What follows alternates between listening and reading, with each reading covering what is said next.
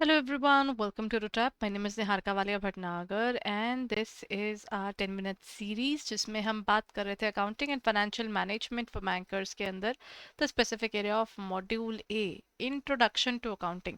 Accounting का ना आज हम बेसिकली बिल्कुल बेस पढ़ने वाले हैं। इसकी बेसिक डेफिनेशन क्या है, इसके फायदे क्या है, इसके नुकसान क्या है, इसमें से पेपर आता है और ये आपका बेस भी बनाता है। जिसका बेस कभी अकाउंटिंग में नहीं बना हुआ उनके लिए तो ये क्लास ऑटोमेटिकली थोड़ी ज़्यादा इंपॉर्टेंट हो ही जाती है। अच्छा, with this one particular thing as well everyone, if you are preparing for this examination, आप क्या कर सकते हैं, हमारा इस समय ना हमारे कोर्सेज पर चल रही है सेल। आप क्या कर सकते हैं, you can just join the महासेल by going on to our website और वहां पर आपको मिल जाएगा 80% डिस्काउंट। और उसके लिए आपको क्या करना होगा, you have to just go there and use the code JAIIB80। So please go head and अगर आप हमारे कोर्सेज परचेज करना चाहते हैं तो आप उसको वहां पर देख सकते हैं। So let's continue further and talk about it.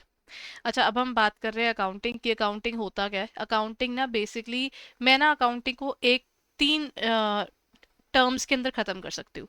Actually ना सिर्फ बेसिक बुक कीपिंग को, ये ना अलग अलग शब्द है। तो मैं आपको सबसे पहले बात बताती हूँ, मैं ना एक ह्यूमन हूँ। आप मुझे अभी पूछ लो कि मैम आज आपने कितनी पेमेंट्स की, मेरे को नहीं याद। मैं क्या करूंगी, मैं अपना गूगल पे चेक करूंगी, फिर मैं सोचना शुरू करूंगी, अच्छा यहाँ लगे जहां पर मैंने कैश पेमेंट की। अब वो मुझे सोचना पड़ेगा, शायद मेरे पास कोई बिल पड़ा है तो मुझे पता चलेगा। यानी एक दिन की भी मुझे सारी पेमेंट्स याद रखने के लिए क्या करना होगा, मुझे सोचना पड़ेगा। Because let's talk about it, अगर आप एक दिन का कुछ कर रहे हो, आपने 4 जगह से ग्रोसरीज भी खरीदी ना, आपको याद करना पड़ेगा कौन पे कितने पैसे लगे थे एक दिन के अंदर, है ना। तो then just think about entire year. अभी रिटर्न्स का टाइम आने वाला है, आप ये बताओ आप कैसे बताओगे कि आपके कितना क्या बन गया? प्रॉब्लम आती है ना।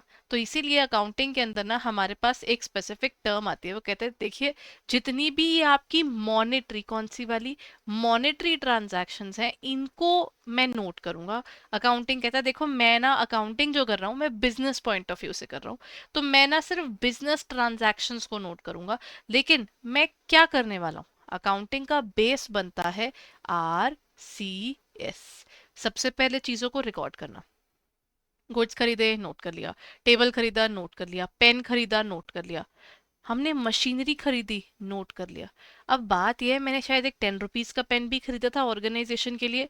रोज 10 रुपए की एक चाय आती है हमारे 4-5 जो स्पेसिफिक लोग पूरा दिन ऑफिस में बैठते हैं, कुछ हमारे से बाहर काम कर रहे हैं, कुछ ऑफिस के अंदर काम कर रहे हैं, तो जिनके लिए बाहर से चाय आ रही है, ऑफिस में आप रखते हो, आप मल्टीपल चीजें कर रहे हो, आपके पैसे लग रहे हैं, आपको वो सब नोट करने पड़ेंगे, उनको रिकॉर्ड करना पड़ेगा, फिर आपको क्लासिफाई करना पड़ेगा। फर्क है ना एक नॉर्मल पेन और इस डिजिटल पेन के अंदर। इस डिजिटल पेन के ऊपर ज्यादा पैसे लगे, लेकिन क्या आप दोनों को सेम लाइंस पर क्लासिफाई कर सकते हो? नहीं कर सकते, दोनों का पैसा अलग अलग है ना। और ऊपर से वो वाला पेन 10 दिन भी नहीं यूज होता, जो लिखने वाला पर्सन है, लेट्स फेस इट, उसके लिए तो वो 10 दिन की बात होती है। ठीक है, जब पेपर आते हैं, पेपरों में तो शायद 2 पेपर निकलते होते हैं। आप यूनिवर्सिटीज में जब पेपर देते हो 2 पेपर निकलते हैं और वो पेन खत्म है। ये कम से कम 4-5 साल तो और निकाल जाता है। ठीक है, बात अलग है कि हम इसकी टेक्नोलॉजिकल ऑब्सोलीजेंस के चलते, शायद क्योंकि हम टेक वर्ल्ड के हैं तो हमें पता ही है कि चीज़ ना कुछ कुछ टाइम बाद अपग्रेड करती रहनी पड़ती है, तो हम उसको वैसे वैसे चलाते भी है। तो I am just being honest about that fact as well ना। दैट मीन्स यहाँ पर मुझे क्लासीफाई करना पड़ता है ना। मेरे को क्या करना पड़ेगा, मेरा नॉर्मल पेन और ये पेन साथ में पड़े भी नहीं होते, ये बेचारा अपने स्पेसिफिक पेन टैब के साथ में होता है। इसका मतलब आप क्या समझ रहे हैं, ये क्लासीफाई करना भी है कि कौन सी चीज आमतौर के नॉर्मल खर्चे और कौन से ऑर्गेनाइजेशन के मटेरियल और मेजर खर्चे हैं, वो सब अलग अलग होंगे। फिर समराइज। मैनेजर को ये सब समझ नहीं आता, वो पूछेगा कि आज के दिन में क्या हुआ, सर सेल हुई, सर परचेज हुई, सर फिर ये हुआ, सर फिर वो हुआ। वो बेचारा रो देगा उस टाइम पे, बोलेगा मेरे को आगे रिपोर्ट करना होता है, मेरे को ऐसी रिपोर्टें ना दिया करो, आप मेरे को टोटल करके बताओ क्या हुआ क्या नहीं हुआ, एक समराइज्ड फॉर्मेट में मेरे को दो। फर्क है ना इस चीज में। This is RCS, recording, classifying and summarising. एक पर्टिकुलर तरीके से किया जाता है और ये किस में चलता है, पैसा। Everything is about money and the transactions. Transactions यानी सर सेल हो गई, सर परचेज होगी, सर ये हो गया, सर वो हो गया। अब वो फिर बोलेगा कि सर मेरे को ना इकट्ठा करके दो, मेरे को ऐसे चीज समझ में नहीं आती। तो कहता है ठीक है, फिर एक काम करते हैं, अब हम let's move on and make it some events. अब कहते हैं इवेंट्स कैसे डिफाइन करने हैं आपने। इवेंट्स यहाँ पर डिफाइन करना यानी एंड में क्लोजिंग स्टॉक कितना बचा। जब आप रिजल्टेंट की तरफ जा रहे हो ना, जब मैंने आपने बोला मैम आपको पता है हमने ना 10,000 के यूनिट्स गुड्स खरीदे, मैंने कहा ठीक है जी। फिर मैम हमने 20,000 के और खरीदे, बहुत बढ़िया। सर मैम हमने ना इनमें से आज 30,000 हमारा टोटल था, 26,000 गुड्स तो जी बिक गए हैं, तो एंड में कितने बचे 4,000। ये रिजल्टेंट है ना, ये एंड में बच रहा है, इसको इवेंट बोलते हैं। which are in part or at least of a financial character, anything which can be explained or expressed in money, वो आप यहाँ पे कवर करते हो, और interpreting the result thereof। सी रिपोर्ट कार्ड लिखते थे, हमारी स्कूल की रिपोर्ट कार्ड होती थी, उस पे मैथ्स साइंस सोशल इन सब के मार्क्स लिखे होते थे, उससे मैटर नहीं करता नीचे लिखे हुए क्लास में क्या हो, उससे फर्क पड़ता है। जब आपने आईबीपीएस पेपर्स क्लियर किए हैं, किसी ने कोई भी पेपर्स क्लियर किए हैं, मार्क्स के नीचे एग्रीगेट बन रहा है कि नहीं बन रहा, क्या आप रैंक लेकर आए हैं कि नहीं आए, आपने सीट अपनी ली है कि नहीं ली, ये चीज यहाँ पर भी लागू होती है।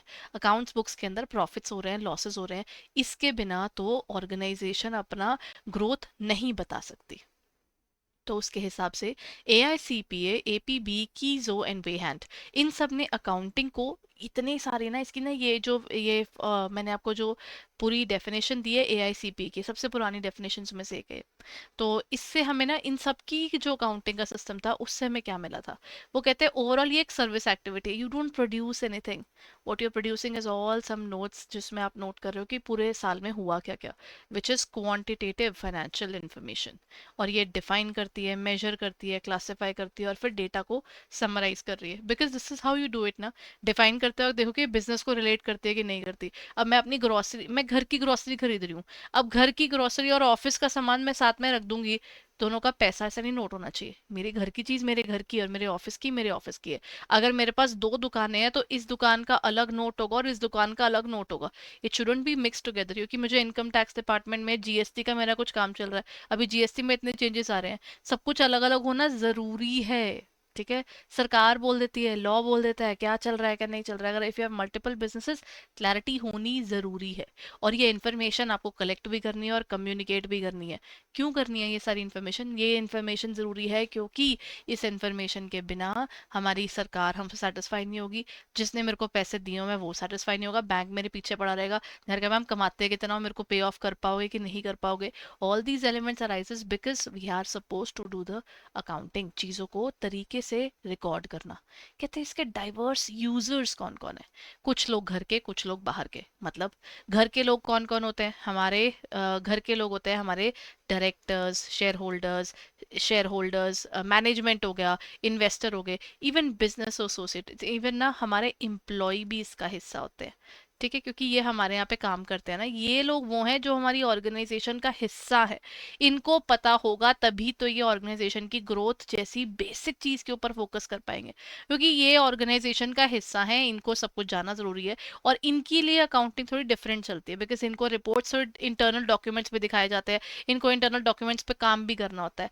ऑपोजिट चलता है एक्सटर्नल स्टेक होल्डर्स में, बाहर गवर्नमेंट को आपने फाइनल बुक्स ऑफ अकाउंट्स दिखानी है, इनकम टैक्स डिपार्टमेंट अलग से बोलेगा हाँ जी क्या हो रहा है, सेल्स टैक्स, अब सेल्स नहीं है एक्साइज आपको देखने को मिल जाएगा, एक्साइज चल रहा है, और कई जैसे जीएसटी तो चल ही रहा है, ये चल रहे हैं हमारी प्रोडक्शन वगैरह के ऊपर। तो ये जितने भी टैक्सेशन के बेस्ड डिपार्टमेंट्स हैं वो आपको पूछेंगे। इवन आपके ना पोटेंशियल इन्वेस्टर्स, कोई पर्टिकुलर पर्सन आपकी कंपनी को फॉलो कर रहा है कि मेरे को तो इस कंपनी का शेयर खरीदना है, वो यहाँ पर आए, कोई बैंक कोई फाइनेंशियल इंस्टीट्यूशन, वो सारे आपके यहाँ पर कवर होते हैं। So these people have multiple reason, मैं एज एन इन्वेस्टर मेरे को देखना है कि मेरे को डिविडेंड कितना आएगा, और जो बाकी डिफरेंट लोग हैं वो डिफरेंट डिफरेंट रीजन से देखेंगे। गवर्नमेंट देखेगी कि पता नहीं कंप्लाइंस करते हैं कि नहीं करते, लगाऊंगा पेनल्टी अगर ये नहीं करते तो। इनकम टैक्स डिपार्टमेंट टैक्स चोरी से देखेगा, जीएसटी जीएसटी चोरी से देखेगा, बैंक देखेगा कि मैंने लोन दिया है पे कर पाएगा कि नहीं कर पाएगा। So everybody will be having a different reason when they are talking about it. ठीक है, देन इसके की कंपोनेंट्स कौन से हैं अकाउंट्स के अंदर, जो रिपोर्ट कार्ड बनती है वो रिपोर्ट कार्ड है फाइनेंशियल स्टेटमेंट्स, जिनमें सबसे पहला होता है बैलेंस शीट, सबसे पहले दिखती है, बनती पहले ये नहीं है। ठीक है, अब फाइनेंशियल स्टेटमेंट्स में क्या डालते हैं हम ना, अपना एक पर्टिकुलर टाइम पर, हम लोगों का नॉर्मली होता है end of the year 31 March, as on 31 March हम देखते हैं हमारे पास कैश कितना पड़ा है, इन्वेंट्री कितनी पड़ी है, बैंक बैलेंस कितना पड़ा है, वो सब नोट करेंगे। इसका मतलब यहाँ पर होता है कंपनी की पूंजी, कंपनी से अगर पूछा जाए आपके पास है, कंपनी बोलेगी हमारे पास बंगला है, हमारे पास गाड़ी है, हमारे पास दौलत है, हमारे पास शोहरत है, ये सारा शो ऑफ करती है, वो यहाँ पर आता है, वो एसेट्स है। Liabilities is the other peoples money, because let's face it ना, अपनी जेब से सारा पैसा डालकर बिजनेस नहीं चलते, आपको दूसरों से लोन भी लेने पड़ते हैं। तो इक्विटी आपका अपना पैसा है और लाइबिलिटी बाहर वालों का। फॉर एग्जाम्पल मैंने कहा जी मैंने लेना है आईफोन 17, आईफोन आ रहा है ठीक है नया वाला, तो अगर मैंने बोला कि जी वो कितने का पड़ रहा है, बस 1,20,000 ओनली, ठीक है। मान लीजिए मेरे को ये वाला मॉडल पसंद आया जो 1,20,000 का पड़ेगा। अब इसमें क्या हुआ, मैंने कहा जी मेरे पास तो है सिर्फ 80,000, अब मेरे को चाहिए जो मॉडल वो 1,20,000 का है, मेरे को तो पैसे दो। अब मैं किससे लूँ, मैंने बैंक से ना छोटा सा लोन ले लिया, ठीक है, पर्सनल लोन ले लिया 40,000 का। तो मेरे पैसे प्लस बैंक के पैसे इज इक्वल टू 1 आईफोन। तो ये आपका बना बैलेंस शीट। आपके जो भी एसेट्स बनते हैं वो कैसे बनते हैं, या तो अपना पैसा या बाहर वालों का। Then we have profit and loss account, ये कहता है मुनाफा हुआ नहीं हुआ सब बताओ, reveals the business performance over a period, matching revenues against the expenditure. लिखने में अजीब लैंग्वेज, सिंपल सी बात ये करिए, आपकी इनकम ज्यादा हो जाए, ठीक है, इनकम ज्यादा हो गई एक्सपेंसेस से तो क्या होगा, प्रॉफिट। और अगर आपकी एक्सपेंसेस ज्यादा हो गए इनकम से तो क्या होगा, लॉसेस। बस ये बेसिक सी बात कर रहा है। एक स्टेटमेंट बनाई जाती है, ये सारी लिस्टेड कंपनीज को बनाना जरूरी होता है, that is called cash flow statement. Cash का आना, कैश का जाना, ऑब्सेस्ड विद कैश, कैश की सारी मूवमेंट, अपनी जेब में कैश कितना है ये उसको देखता है, कैश की मूवमेंट को।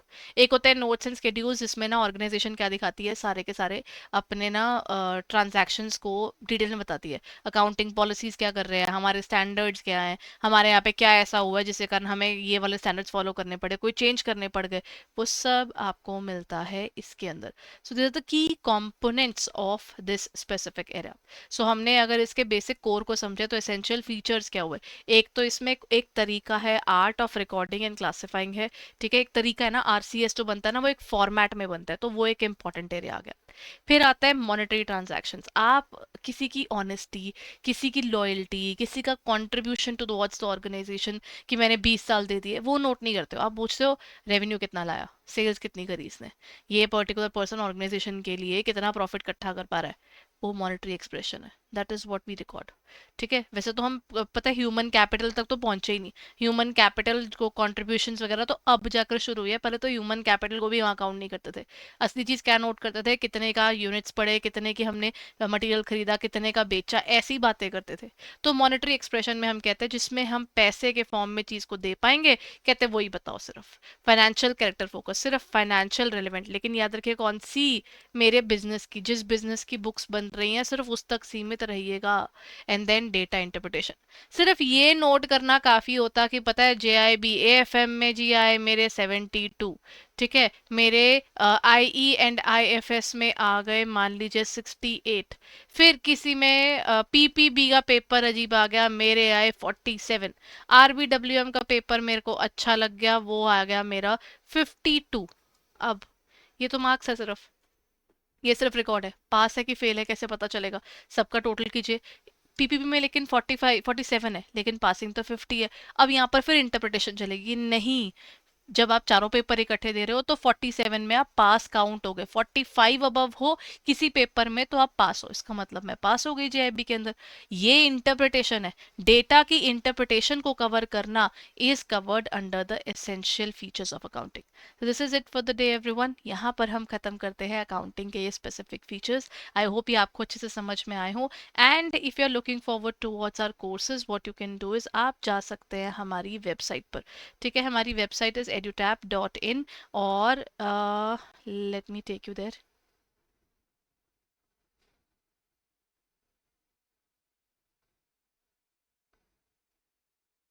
This is our website edutap.in। जैसे ही आप उस पर जाते हैं तो आपको हमारे कोर्सेज पे इस टाइम मिल जाएगी, द महा सेल इज गोइंग ऑन।